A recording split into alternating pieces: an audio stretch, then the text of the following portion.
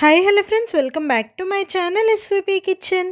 ఇడ్లీ, దోశ, వడ, బోండా ఇలా ఏ టిఫిన్స్ చేసినా ఈ టిఫిన్స్కి కాంబినేషన్గా ఎవరి టేస్ట్కి తగ్గట్టు వాళ్ళు రకరకాల చట్నీలు చేస్తుంటారు. టమాటా చట్నీ, పుదీనా చట్నీ, కొత్తిమీర చట్నీ, కొబ్బరి చట్నీ, పుట్నాల చట్నీ ఇలా ఎన్ని రకాల చట్నీలు ఉన్నా సరే నాకు తెలిసి అందరి ఇంట్లో రెగ్యులర్గా పల్లి చట్నీ ఎక్కువగా చేస్తుంటారు. పల్లి చట్నీ కూడా ఎన్నో రకాలుగా చేసుకోవచ్చు. చెప్పాలంటే మేమే ఇంట్లో ఒక 2-3 రకాలుగా చేస్తాం పల్లి చట్నీ. ఈరోజు మన కిచెన్లో మేము ఇంట్లో రెగ్యులర్గా పల్లి చట్నీని సింపుల్గా టేస్టీగా ఎలా చేస్తామో వీడియోలో క్లియర్గా ఎక్స్ప్లెయిన్ చేశాను. వీడియో ఎక్కడ స్కిప్ చేయకుండా ఎండ్ వరకు చూడండి. అందరు మన రెసిపీస్ చూస్తున్నారు కానీ ఛానల్ సబ్స్క్రైబ్ చేయట్లేదు. నేను చూపించే ఏ ఒక్క రెసిపీ మీకు యూస్ఫుల్ అనిపించినా వీడియో ప్లీజ్ ఒక లైక్ చేసి మన ఛానల్ తప్పకుండా సబ్స్క్రైబ్ చేయండి. అలాగే మీకు వీలైతే మన ఛానల్ ఇన్స్టాగ్రామ్లో కూడా ఫాలో అవ్వండి, లింక్ డిస్క్రిప్షన్లో ఇస్తున్నాను.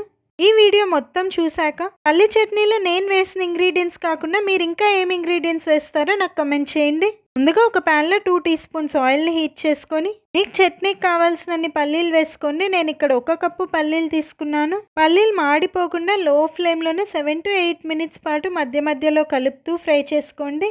పల్లీలు ఈ విధంగా కొంచెం కలర్ చేంజ్ అయ్యి బాగా ఫ్రై అయ్యాక మీ కారానికి తగ్గట్టు పచ్చిమిర్చి అయినా ఎండుమిర్చి అయినా వేసుకొని 3 నిమిషాలు లో ఫ్లేమ్లో ఫ్రై చేసుకోండి. నేను తీసుకున్న పచ్చిమిరపకాయలు అంతగా కారం లేవు. 8 పచ్చిమిరపకాయలు వేసుకొని ఇలా బాగా ఫ్రై చేసేసుకున్నాను. ఫ్రై చేసుకున్న పల్లీలు, పచ్చిమిర్చిని పూర్తిగా చల్లారనిచ్చి గ్రైండ్ చేసుకుందాం. మీరు ఏ చట్నీ చేసినా సరే చల్లారాకే మిక్సీ జార్లో వేసి గ్రైండ్ చేసుకోవాలి. ఒక మిక్సీ జార్ని తీసుకొని 3 టేబుల్ స్పూన్ల వరకు పచ్చి కొబ్బరి ముక్కలు వేస్తున్నాను. 1 ఇంచు అల్లం ముక్క, 5 వెల్లుల్లిపాయలు, కొంచెం చింతపండు వేసుకోండి. పల్లి చట్నీలో ఇలా అల్లం వెల్లుల్లి సపరేట్గానే వేయాలి, అల్లం వెల్లుల్లి పేస్ట్ వేయకండి. ముందుగా ఫ్రై చేసుకున్న పచ్చిమిర్చి, రుచికి సరిపడే సాల్ట్ వేసుకొని ముందు ఈ విధంగా కోర్స్గా గ్రైండ్ చేసుకోండి. చాలా మంది చట్నీ కోసం అన్ని ఇంగ్రీడియంట్స్ వేసేసి వాటర్ వేసి గ్రైండ్ చేసేస్తుంటారు. అప్పుడు కొబ్బరి ముక్కలు సరిగ్గా మెదగవు.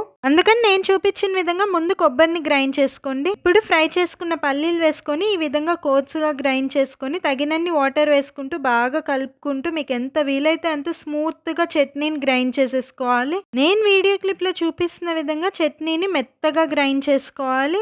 మనం ఈ పల్లి చట్నీలో శనగలు వేయలేదు కాబట్టి ఈ చట్నీని ఇలాగే ఫ్రిడ్జ్లో స్టోర్ చేసుకుంటే 2 to 3 డేస్ వరకు కూడా అస్సలు పాడవదు. ఇప్పుడు మీకు కావాల్సినంత చట్నీని ఒక గిన్నెలోకి తీసుకొని తగినన్ని వాటర్ వేసుకొని బాగా కలుపుకొని సాల్ట్ ఏమన్నా తక్కువ ఉంటే అడ్జస్ట్ చేసుకోండి. ఈ చట్నీ తినే కన్సిస్టెన్సీని బట్టి వాటర్ అడ్జస్ట్ చేసుకోండి. ఇప్పుడు ఈ పల్లి చట్నీలోకి పోపు పెట్టేద్దాం. నాకు పల్లీలు ఫ్రై చేసుకున్న ప్యాన్లోనే 1 టీ స్పూన్ ఆయిల్ని హీట్ చేసుకొని ఆవాలు, జీలకర్ర, 1/2 టీ స్పూన్ మినప్పప్పు, 1 రెమ్మ కరివేపాకు, 1 ఎండుమిరపకాయని ఇలా తుంచి వేసుకొని పోపును లో ఫ్లేమ్లో 5 నిమిషాల పాటు ఫ్రై చేసుకోండి. పోపు బాగా ఫ్రై అయ్యాక ఇందాక కలిపి పెట్టుకున్న చట్నీలోకి వేసుకొని బాగా మిక్స్ చేసేసుకుంటే సింపుల్ అండ్ టేస్టీ పల్లి చట్నీ రెడీ. నా స్టైల్లో ఒక్కసారి పల్లి చట్నీ ట్రై చేయండి, టేస్ట్ చాలా బాగుంటుంది. నేనైతే చట్నీ మరీ పల్చగా లేకుండా మరీ చిక్కగా లేకుండా ఈ కన్సిస్టెన్సీలో మిక్స్ చేసేసుకున్నాను. మిక్సీలో చట్నీని గ్రైండ్ చేసేటప్పుడు వీలైనంత తక్కువ వాటర్ వేసి చట్నీని మెత్తగా గ్రైండ్ చేసుకోండి.